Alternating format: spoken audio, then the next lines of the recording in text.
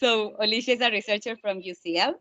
She holds a PhD in psychosis studies that she got from King's College London. She was supervised by Professor Sir Robert Murray, and her research career has been focused on predicting who is at risk for developing psychosis, but also other severe health conditions. She has been also working in trying to improving long-term outcomes for patients. The Olesya's talk today is entitled Using Modern Statistical Learning Methods to Estimate All-Cause Mortality Risk, a large population-based cohort study and external validation. Quick last reminder, please, every one of you, mute your microphone and turn off the camera. Thanks. And Olesya, when you want.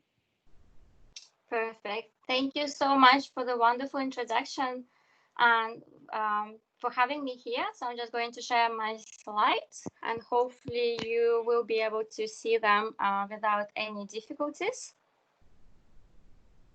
Okay, perfect. It's perfect. So I would like to say a very big thank you for everybody who has joined us this afternoon. It is my pleasure to be here and to welcome you here today. I'm very delighted to have this chance to talk to you about the study that I have been working on for nearly a year or maybe slightly more, and to share with you the final results that we have finally obtained from multiple sets of the analysis that we carried out. This project was particularly exciting for me because it has brought together the Department of Biostatistics at King's and Department of Behavioral Health at UCL and our colleagues at University of Michigan together. And so some parts might be a little bit dry, and I apologize for that, but please bear with me. So my talk today will be concerned about prediction of all-cause mortality in the general population of older people.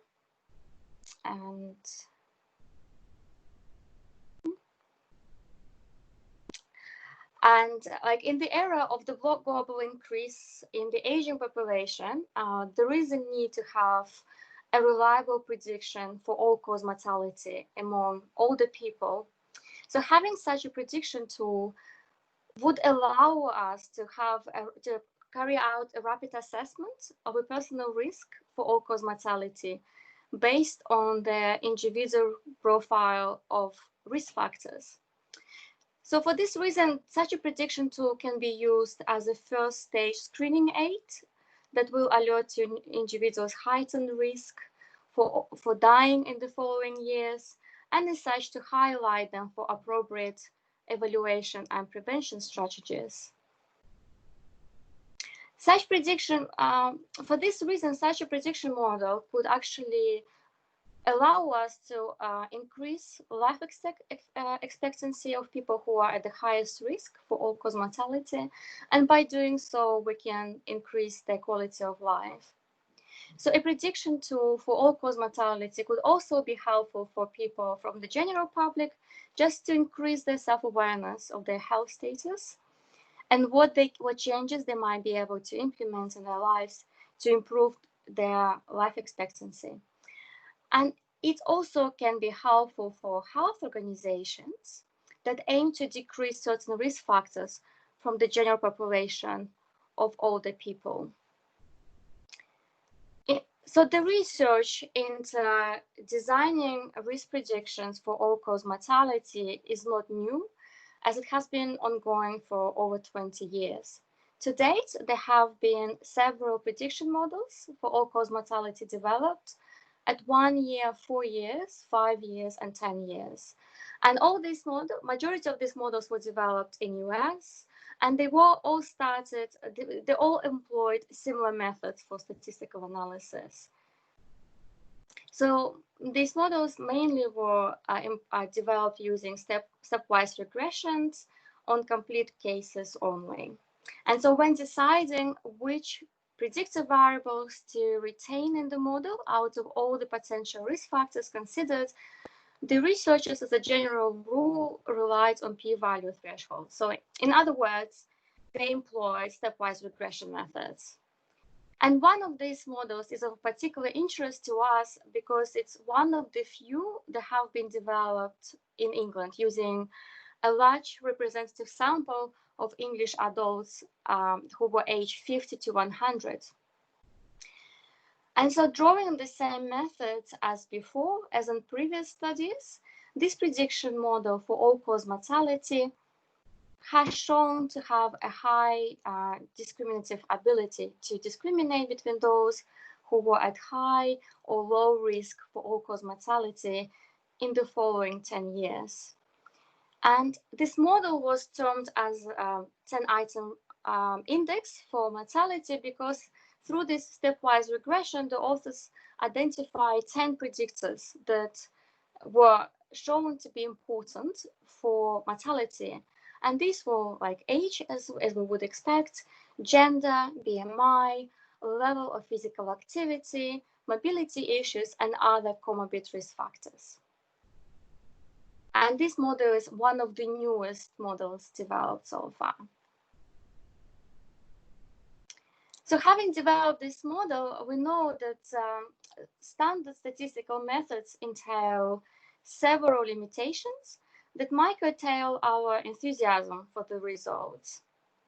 Because stepwise regressions are known to lead to overfitting and poor prediction of new cases, so the 10-item index might not have the same level of prediction accuracy when it is applied to a different sample. Considering that the life expectancy in the UK, like in England, is 81 years of age, it is possible that high discriminative ability of the 10-item index was a result of including people who might have been too old and were likely to die due to their old age, so negating the need for clinical prediction model. There was also no information provided on calibration, which is actually quite important for informed clinical decision making. And finally, and importantly, the external validation of this model was not carried out. But we know that external validation that actually provides the true predictive accuracy of a model to predict our outcome in a new sample or in clinical practice. In the era of precision medicine or personalized medicine, we can overcome all weaknesses of previous research by drawing on modern statistical learning methods.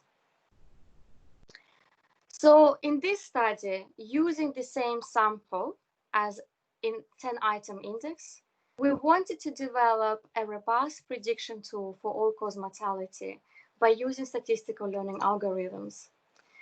So our first aim was to employ more computationally demanding statistical learning algorithms, and we particularly focused on regularized regression methods. We chose these methods because they have been suggested as optimal methods for clinical and personalized risk predictions, because they tend to generate models that are interpretable with only a minimal compromise in prediction accuracy, as to compare to more complex machine learning algorithms, such as neural networks, which actually do not tell us why our model predicts as well as it does. So to avoid using unrepresentative sample of complete cases that might result in incorrect risk predictions, we also aim to cater for missing values using robust methods for data imputation. And to make our sample and results more generalizable to the general public of older people, we actually excluded those individuals who might have been too old for the need of this prediction tool. We then aim to provide a full evaluation of our model, not only focusing on discrimination as it's standardly done in the literature, but we also wanted to include calibration and conduct internal validation. And finally, we aim to carry out external validation as well to fully appreciate the predictive accuracy of our model. So having done all these results, we also wanted to see whether our newly developed model added more prediction accuracy to estimating an individual risk for all-cause mortality compared to the previous model. And to achieve this, we also externally validated the 10-item index of mortality that was previously developed using an external data set, and using those results that were reported in the original paper. So before I continue to the method section, I just wanted to highlight here that by no means this was a direct comparison between prediction models. To do a direct comparison, we would have had to code the data in this study in exactly the same way as it has been done before in the previous work, and using the same amount of participants or exactly the same participants. This was not the case here. We just wanted to highlight if there was a gain in prediction accuracy following statistical learning methods as an example, or just, but by no means a direct comparison between the models. So for this analysis, we developed model and identified which predictors were important for all-cause mortality using data from English Longitudinal Study of Aging, or ELSA for short. So ELSA is an ongoing, large, multidisciplinary study of nationally representative sample of English people, English population who were aged 50 years and older. The ELSA study started in 2002, with the participants recruited from an annual cross-sectional survey of households, which was designed to monitor the health of the general population. And subsequently, every ELSA participant was followed up every 2 years up until now. So for this analysis, we included just under 9,200 people who were aged 50 to 75 years of age. So here we excluded everyone who was older than 75. And this gave us an average age across the whole cohort at 61.5 years and an average survival time of 70 months. So in the data that we had an almost equal representation of men and women, which is fantastic. But on more the negative side, we had a majority of our participants were of white ethnicity.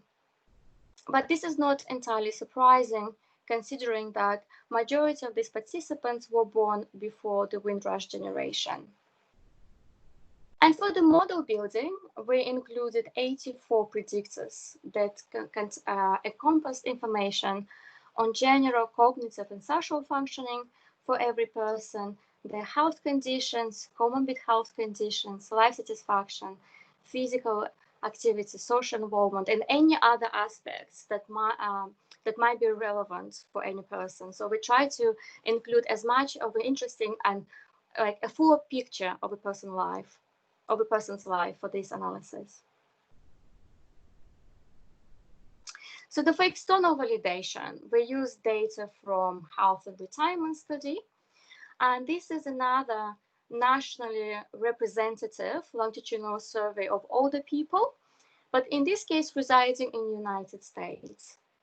The ELSA study was actually modeled on Health and Retirement Study, so it is said that they are sister studies, which made it an ideal sample for our external validation, because any variables that would have been selected during the model building process in ELSA would also be available in Health and Retirement Study for the external validation.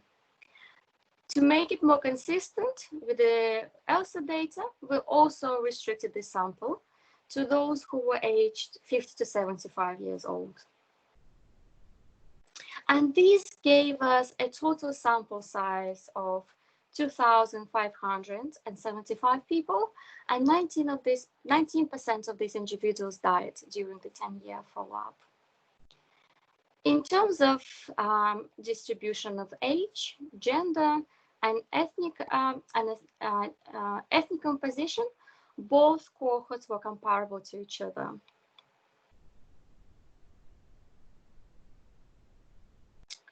So For the statistical analysis, we developed the model, evaluated it, and validated and according to the methodological standards as outlined in TRIPA guidelines. And this was done to ensure that all methods were as rigorous as possible and they were reported in a transparent way. We imputed data using Miss Forest, and Miss Forest is an iterative imputation method based on random forest.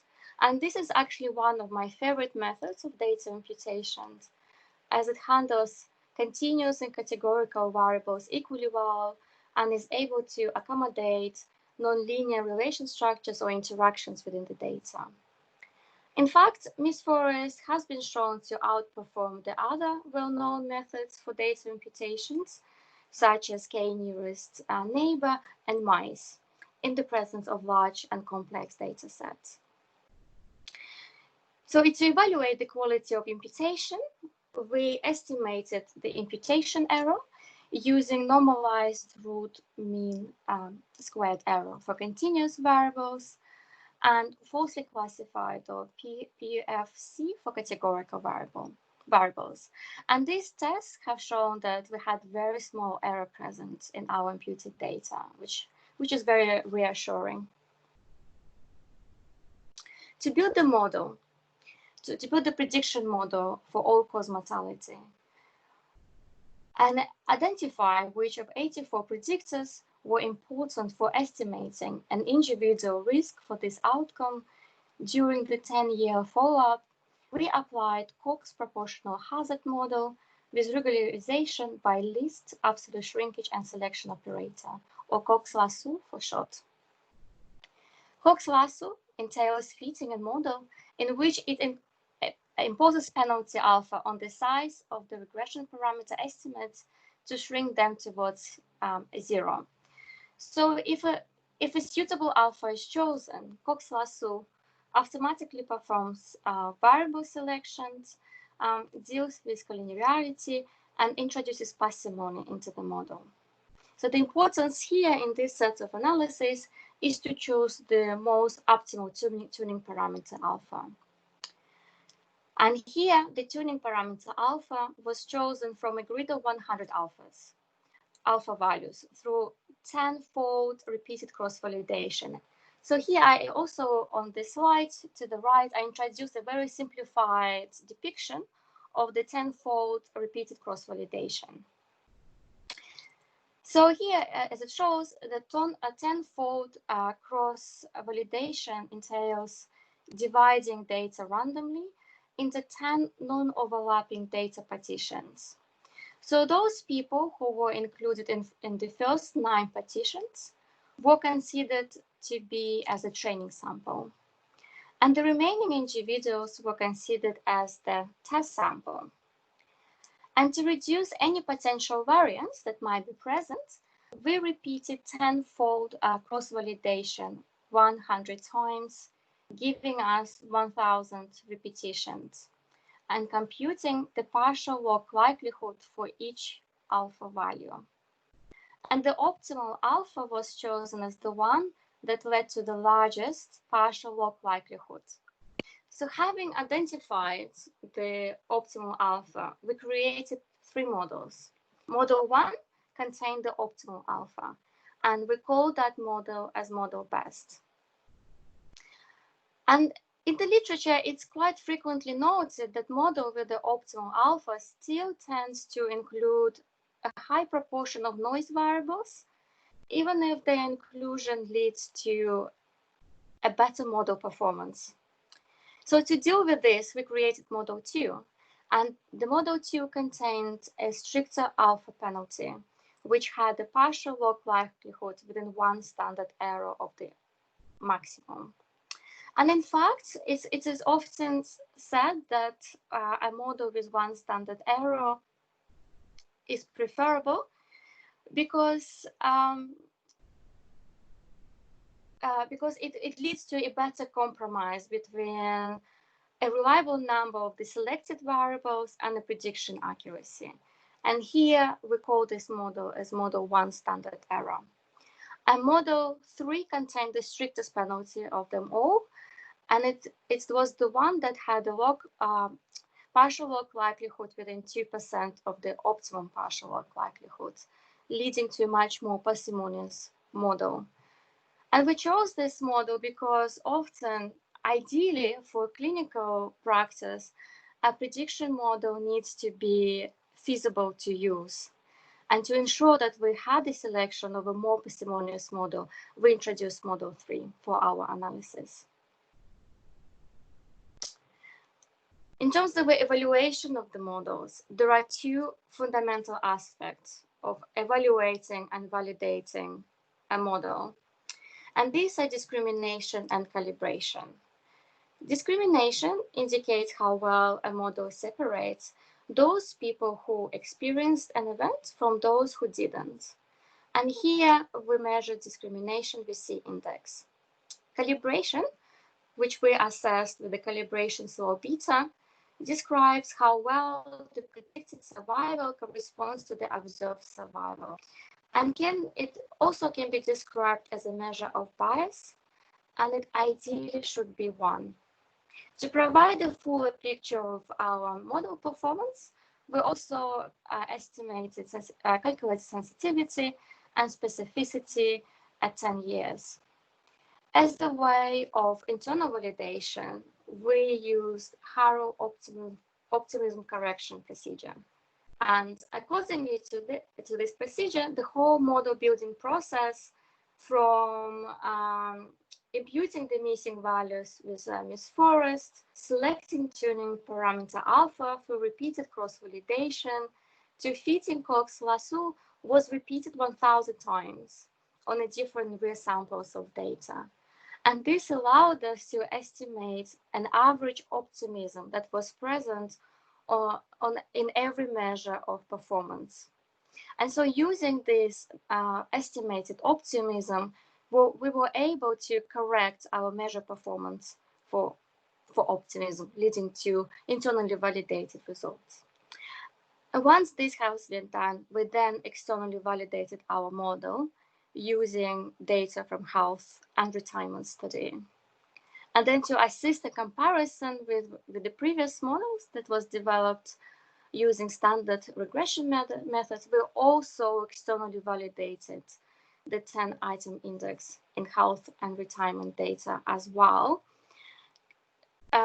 calculating discrimination, calibration, sensitivity, and specificity at 10 years. So here, I just would like to highlight my previous point again, that by no means this was a direct comparison. It's just to assist our understanding if statistical learning algorithms led to an increase in prediction accuracy, and if it did, by how much.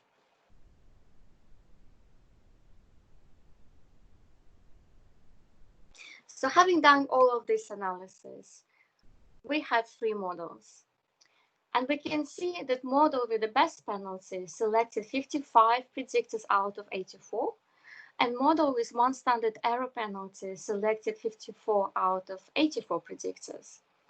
And just this finding on its own is quite interesting, because the model with 1 standard error had a stricter penalty imposed on it. And yet both of these models selected almost an identical number of predictors. So we could actually argue that these 55 predictors were the true predictors of all-cause mortality in older people. And model with 2% penalty selected 13 variables out of 84, making it the most parsimonious of the models, of all 3 models. And as I mentioned earlier, a prediction model ideally needs to be a parsimonious model to be practically feasible, to apply it practically. My English is failing me at the moment. And so for this reason, we chose model with 2% penalty as our final model. But I just would like to bring to your attention calibration slope. So having made this decision of selecting a model that was the most parsimonious to ensure that it was practically feasible to use it, we actually made a sacrifice in calibration. So if for us it was essential to have a model with the perfect calibration, we would have chosen either model with the best penalty or model with one standard error. But then clinicians are very busy and they might not have time to ask 54 to 55 questions every patient that they see to ascertain their risk for all-cause mortality in the following 10 years. So using a model with 13 questions in it is much more practically usable. But yet we're paying a price for it with our calibration slope. But not enough for us to be concerned about this sacrifice. So having a closer look at the variables, or these 13 variables that were selected by our final model. And speaking in very relative terms, we can see that each year of additional year in age was associated with an increased mortality risk by 7%. So poor self-rated health, history of chronic lung disease, and difficulty doing work around house and garden were the largest contributors to the risk for all-cause mortality. And these were followed by an item concerning reluctance to do new things as an aspect of self-realization, previous diagnosis of cancer, and difficulty walking 100 yards and being a smoker as well. So risk for all-cause mortality further increased with lower accumulated wealth, being a male, and history of stroke and presence of any long-standing limiting health condition. So what strikes me as quite interesting about these findings is that it's not only health-related variables that were picked up as the final predictors of all-cause mortality. We also have social demographic factors such as wealth, accumulated wealth, as selected as important for risk of dying in the following 10 years. Although being male is quite consistently a risk factor for a number of important outcomes, be it mental health related outcomes such as schizophrenia, and in this example for mortality as well. And self-realization, doing new things that highlights this self-identity has been selected as important for mortality as well, which is quite interesting. So having derived our model, internal validation showed that in terms of the discrimination, as highlighted by C-index here, sensitivity at 10 years, and specificity, our internally validated model was doing quite well. Although, as mentioned earlier, calibration slope showed that the model was underfitting. Once the model was applied to an external sample, our C-index, specificity, and sensitivity attenuated, but they still remained within a good range. Although calibration slope was now overfitting the data, but only not too much. So these were actually quite reassuring. And this is what we also see in our graphical representation of the results.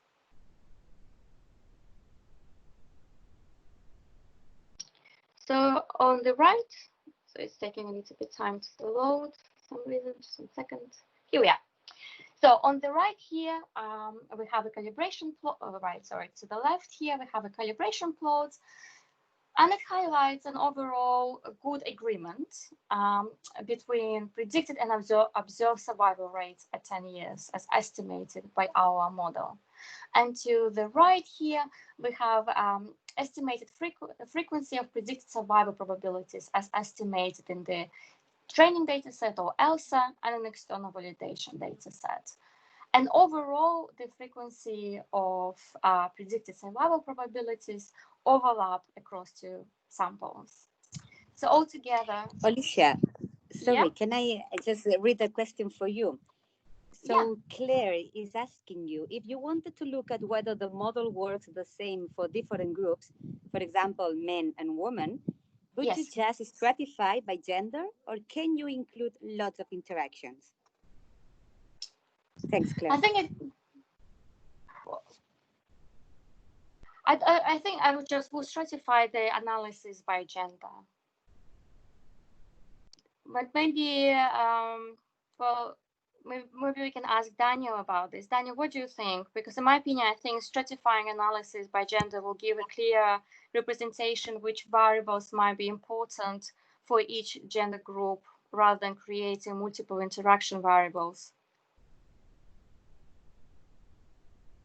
Well, if you stratify it, you would not really see if there are significant differences. I mean, the interactions would be the ideal solution, but the problem is your sample size is probably not large enough really to fit such a model. Even 9,000 people, would you say it's not large enough? Because, but there is a way of calculating sample size, though, as has been shown by Riley group in a BMJ paper. Maybe perhaps that if someone was considering doing multiple interactions, they could calculate the sample size needed for prediction modeling using those package that they developed. What do you think? Yeah. Okay, if the sample is sufficient, then of course you can try it. It's difficult. I mean, I guess if you are more explorative, then stratifying is probably the easier solution. Another possibility would to, if you predict equally well for males and females, so you should just look at the C statistics or at sensitivity specificity for males and females, and if it predicts equally, then the model seems to work equally well for males and females. But I think what I would also be interested to know if there was specific predictors that were specific to each gender group, in this case for all-cause mortality, because you know some variables might be more important for males than females in order to in terms of increasing their risk. And I think stratifying analysis by gender might actually provide those insights. Or would you say that it might only be possible to calculate the model performance without having a look at which factors were contributing to the prediction? Well, it's more the question if you want a prediction modeling which is equally well for males and females, or if you want to identify predictors. And prediction modeling is usually, it's in general not so well suited to identify interactions. Yeah, I would say that interactions. I think if someone was interested perhaps in interactions, then the random forest might be a good solution for developing a prediction model.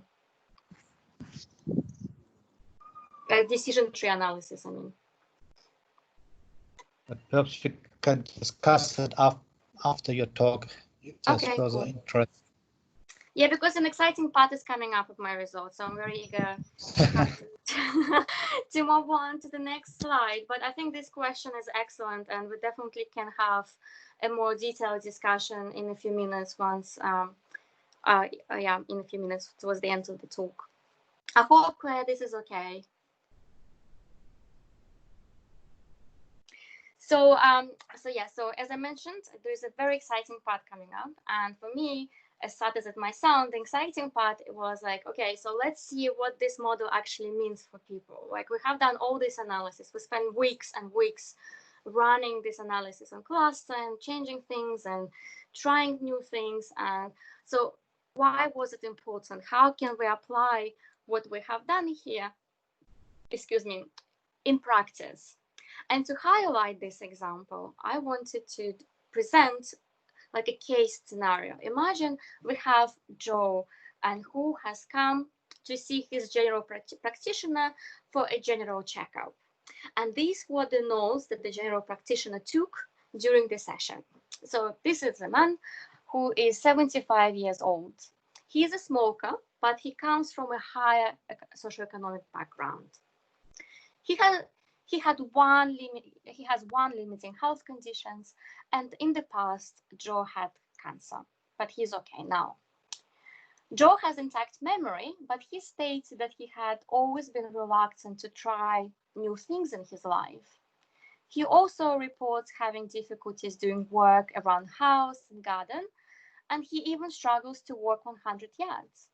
Overall, Joe describes his health as poor, although he never experienced stroke and chronic lung disease.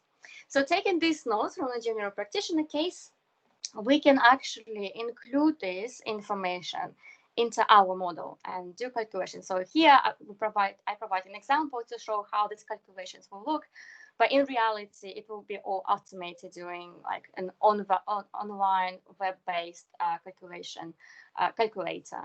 And so by including this case into our model, we can estimate an absolute risk for Joe to die in the following 10 years. And in this case, it's 46.2%. And this is considerable. It's really high. And so we definitely will highlight Joe as someone who needs further targeted intervention to reduce his high risk for all-cause mortality. And what also quite interesting and exciting about this model is that it actually demonstrates and highlights those factors that potentially might be modifiable, such as being a smoker or difficulties walking 100 yards, like mobility difficulties. So by helping Joe overcome these behavioral difficulties and mobility difficulties, either through smoking intervention, it's like a reduction, like not, even if he is unable to stop smoking altogether, at least help him reduce the number of cigarettes smoked.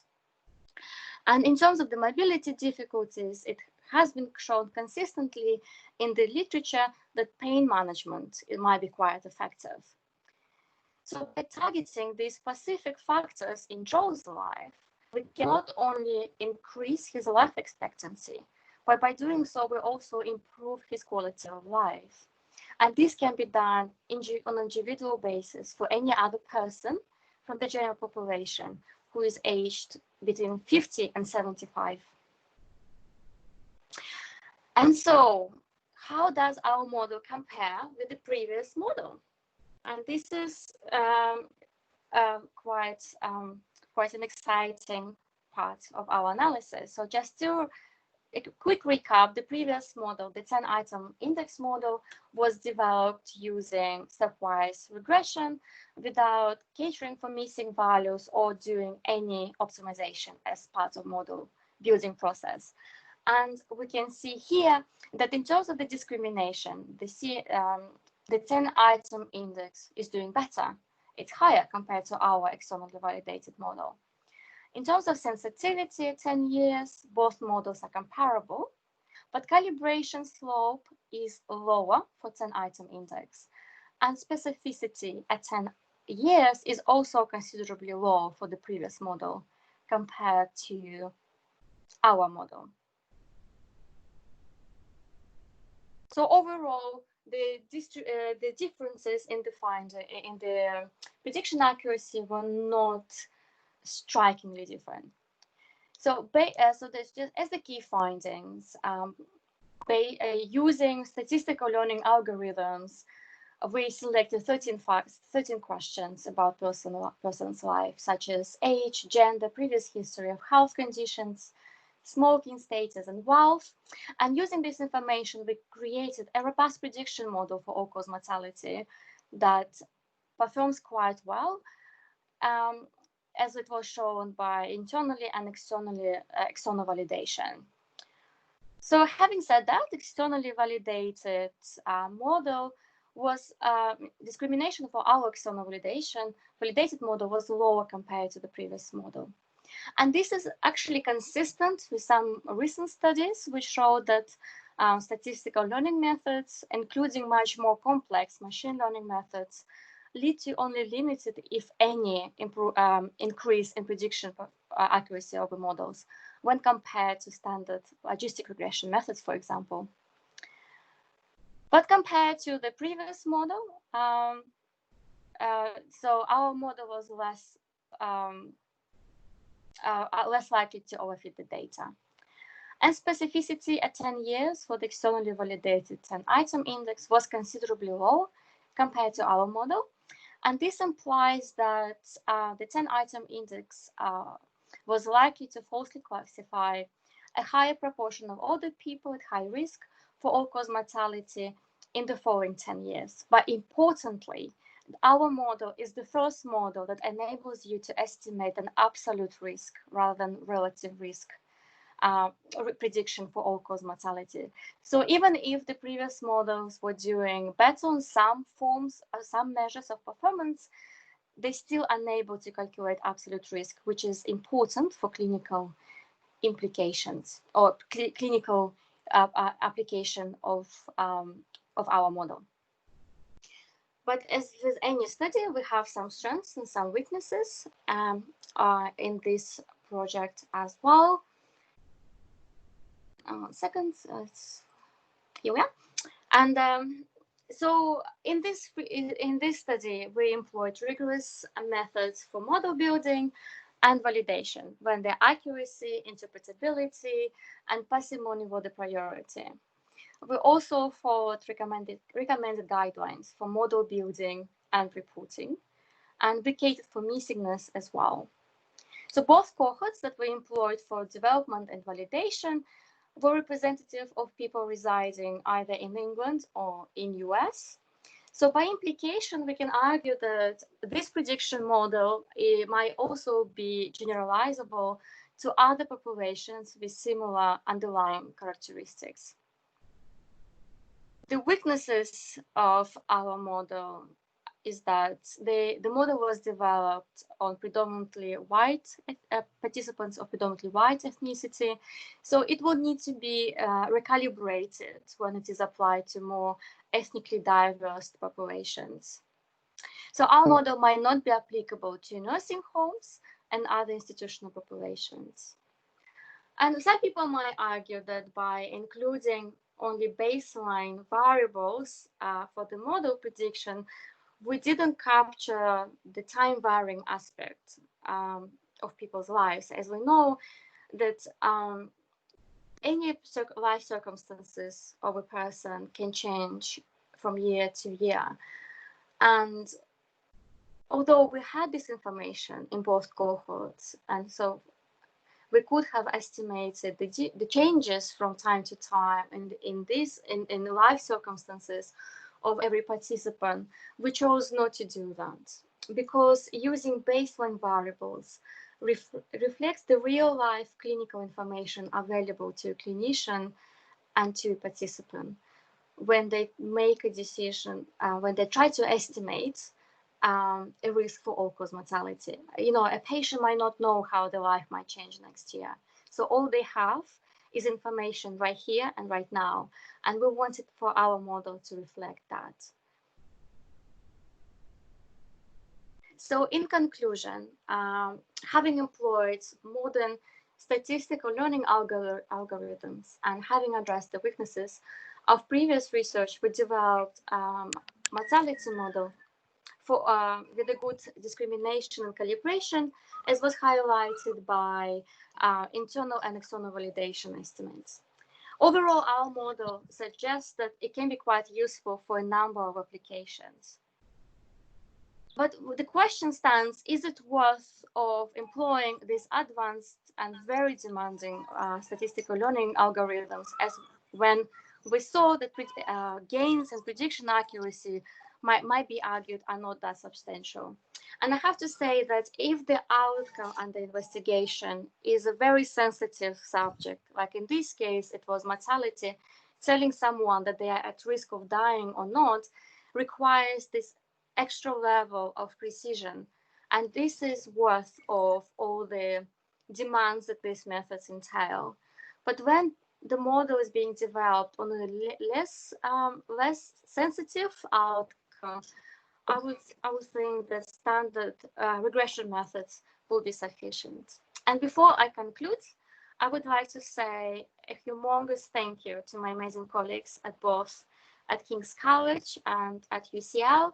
A big thank you for prediction modeling team for their never-ending support, laughter, and amazing ideas, and to my supervisors and ELSA participants for making this data available. And I will be happy to take any of your questions. Thanks very much, Olesya. An excellent talk.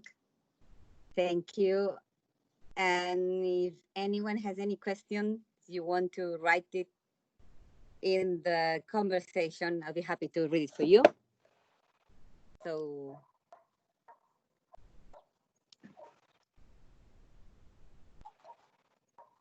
is there any question? I can see the face of Daniel in the conversation. Very Oh, smiling. Daniel's clapping. Thank you, Daniel. No, Claire, wasn't an interruption at all. I mean, thanks for the question. The question was very interesting. Actually, I had something to comment as well about the thing of the interactions that you were discussing on gender, and so I think that the stratifying, as you said, Olesya, will give you a gender specific model. Yes. Because Yeah. if you can include it. As Daniel said, the prediction model doesn't work quite well for this, but you can include the interaction, but you could then get a different model, a gender specific model. And on the other side, if you do this stratifying, and especially because you are doing feature selection, you would end up with a different model for each gender, which is telling you that at least there are different variables implicated. And when you are doing a model to predict all-cause mortality, it's very, very important to know very clear what the variables are and what the importance of the variable is for everyone, so that you can do an intervention, isn't it? Because I guess that your final end is to help the patient that is having a high risk of Absolutely. mortality. Yeah. So yeah, I mean, I think I did something similar in the past, but within 2 drugs, let's say, and we got these drug-specific models that can help the specific patients. I can see there's another question. I don't know, Daniel, if you want to add something on the interaction thing, or we can go to another question if you're happy, Olesya. Yes, I'm happy. I think your comments I definitely clarified also like what I was trying to put across, that way if stratifying analysis by gender will allow us to generate models that will be specific to each gender, because they might contain gender specific risk factors. Whereas interactions, you're just accommodating for potential interactions between the variables, but you might not know which interaction is actually might be gender specific or not, and because it doesn't give you p-values at all. The models, that's true. This lasso implementation of Cox lasso actually doesn't give you model specific p-values for any variable. It just selects those variables that it argues claims to be important and discards everything else through this penalty introduction. And so yeah, by including it in interactions, it might not actually tell much to you about the gender specific risk in this model. Okay, if you're happy with it, I can go with another question. Yeah. We have 2 more. So one is from, sorry, I cannot see the name, but it's Kay Davis. Thanks for asking. The question is, it would be useful to be able to predict from the kind of information that is routinely collected for all. For example, excluding novelty item. Could you fit this and see if is as predictive as the whole model? So including this routinely collected information? I would definitely argue that it's worthwhile building a model based on routinely collected information, because this type of data is becoming more and more widely available to researchers, and they actually truly represent the true environment that the patients and interaction between patients and their clinicians. So I think having a model that is developed on general routinely collected data is definitely worth it. And it's actually, in my mind, it might be more relevant for practice than the models that have been created using highly specialized data sets. And there's another question, and so it's about using unsupervised methods, like, for example, principal PCA components to identify hidden structure in your data. Would that be useful? I think it might be useful for certain factors. I think I might not, and I would if I might not be able to give a fuller answer, and I hope that Daniel, Deborah, and everyone else might jump in to correct me and add something. But PCA is really good for limiting the data. If you have an extremely large data set and you want to narrow them down to the 5 most representative variables, then you do PCA analysis just as a way of minimizing the amounts of data that you have to make them more manageable for further analysis. But in terms of highlighting the hidden structure to the data, I'm not entirely sure on that part of the question. Daniel, would you be able to clarify this part of the question for us, please? Yeah, I mean, basic machine learning methods would do the same. If you look then make a model and look for variable importance, you might get some structure, but I think it's more important these kind in large data sets or a large number of variables, not so much with 9 or 15 variables where you know that already that they are most likely good predictors. So it always depends on research questions, the kind of data you have. So if you don't know anything or very little, doing some unsupervised methods are useful. I think in this case, it's probably not so much useful. It's probably more useful to assess something like interaction with gender, like, so it's more a traditional statistical approach than a data science approach. But we would, and I guess that your point is keeping the variables as they are for terms of interpretation as well. Yeah. I don't think you would be able to interpret though the PCAs because it just gives you an estimated combination of multiple variables as one variable.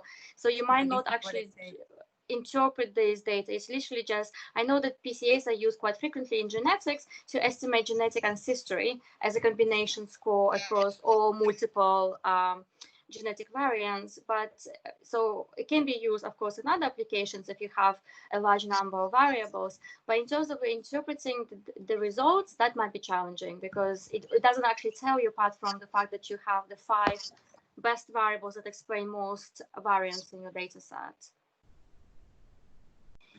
Thank you, Olesya. Is there any question? Okay, so there's one other question from Diana. Thank you for your wonderful talk. More of an idea. I guess it would be very interesting for practical use to add information on which parameter, which can be modified, could improve the risk the most. And for example, not smoke, more exercise, so to give the individualized advice. I think the size of the coefficients that are reported, they kind of give some indication which variables might be more important than others. And also, it's like those variables that are consistently selected across different types of models. Like here we had one standard error, best penalty, and 2% penalty. And for analysis, I actually also included 3% penalty, 15% penalty, just to make sure, you know, that I have covered all the bases. And those variables that have been selected consistently across different types of models with different penalty could be argued to be the most important variables. And in this example, it was age, which is like not surprising because, you know, the older you get, the more likely you die. You know, it's so we could argue that these 13 variables that have been selected consistently in 3 sets of models, and you know, could be the most important. But I am not sure. But I think, Raquel, you have done it in your research where you were able to estimate the p-values for each variable selected by a model, just to kind of give an indication of the strength. But it has to be done separately. And for actual prediction modeling, the p-value is actually not important because all you are interested in the final prediction and like discrimination and calibration. But I think, yeah, that's actually. Diane, is a really good question. Just to maybe this is something we could do as well, just to kind of highlight which factors are super important, just to give more importance for that, to change those. I'm not sure. Does it answer your question? We hope so. If not, Diana can tell us. But I now I think it's almost 5. It's 5 now. So okay. And we can read maybe the last question, and this will be the final one. It's from Isabel. So she's wondering if you, Olesya, had any ideas about the clinical theoretical importance of the reluctance to try new things predictor. And she also congrats you for a great talk. Oh, thank you. So I think it was actually quite surprising that that variable was selected 3 times, depending, regardless of the how strict the penalty that was introduced into the model, because I personally thought that the only variables that were related to previous history of cancer or BMI that would be selected, but I was surprised.